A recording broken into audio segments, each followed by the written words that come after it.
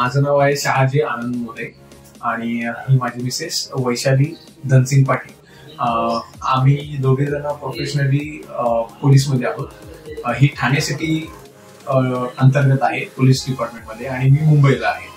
आणि ही आमची फर्स्टच कार आहे आणि आमची ड्रीम कार होती की आम्हाला हुंडाई क्रेटाच घ्यायची होती.